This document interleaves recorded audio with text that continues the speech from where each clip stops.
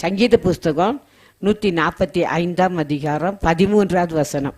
உம்முடைய ராஜ்யம் உம்முடைய ராஜ்யம் சதா காலங்களிலுமுள்ள ராஜ்யம். அந்த ராஜ்யம் எப்படிப்பட்ட ராஜ்யம்?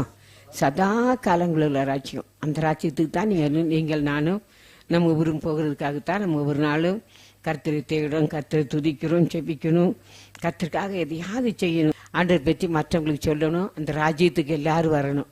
அந்த ராஜ்யத்தை பற்றி நம்ம எல்லாரும் சொல்லித்தான் ஆகணும். ஏன்னா நம்ம மட்டும் போனால் போதாது, நம்ம கூட சேர்ந்த நம்ம உறவினர், உற்றார் உறவினர், நம்ம நம்ம நம்ம வாசம் பண்ணுற இடத்துல உள்ள மக்கள் எல்லாருமே அந்த இடத்துக்கு வரணும். அதனால நம்ம மேலே விழுந்த கடமை, சுவிசேஷத்தை பற்றி நம்ம எல்லாருக்கும் என்ன செய்யணும்? சொல்லியே ஆகணும். சொல்லாமல் இருக்கும்போது நமக்கு என்ன செய்யும்? உனக்கு எனக்கும் ஐயோன்னு கர்த்தர் வேதம் சொல்லுது. அந்த ராஜ்யத்தை எல்லாரும் பெற்றுக்கொள்ளணும். நம்மளும் நீங்களும் நானும் பெற்றுக்கொண்ட மாற்றும் போதாது, எல்லாருக்கும் நம்ம சொல்லணும். அந்த இப்படி கர்த்தர் நமக்கு ஒரு ராஜ்யத்தை ஆயத்தப்படுத்தியிருக்கிறார். அந்த ராஜ்யத்துக்கு நீங்கள் தான் வரணும். அந்த ராஜ்யம் சதா காலமுள்ள ராஜ்யம். அந்த ராஜ்யத்துக்கு போகிறதுக்காக நம்ம எல்லாருக்கும் ஆண்டவர் பற்றி நம்ம சொல்லணும். சரி, அந்த ராஜ்யத்துக்கு போகிறதுக்கு நம்ம என்னெல்லாம் செய்யணும் தான் நம்ம பார்க்க போகிறோம். முதலாவது பார்க்குறோம் மத்தேயு சுவிசேஷம் 4 அதிகாரம் 17வது வசனம். அது முதல் இயேசு மனம் திரும்புங்கள், பரலோக ராஜ்யம் சமீபித்திருக்கிறது என்று பிரசங்கிக்க தொடங்கினார். மனம் திரும்ப வேண்டும். மனம் திரும்ப என்னமோ பெரிய நம்ம அப்படி ஏதோ செய்யும் போல அப்படிலாம் இல்லை.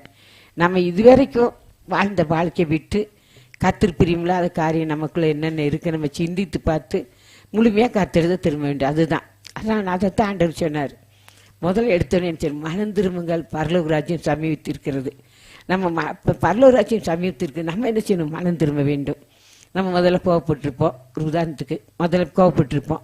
இப்போ நம்ம கோவப்படாமல் நம்மளால இருக்க முடியல. ஏஸ்பாட்டை நம்ம சொல்லணும், ஆண்டவரே இந்த கோபத்திலிருந்து எனக்கு விடுதலை செய்யுங்க, எனக்கு எப்படியாவது மாற்றிருங்கப்பா.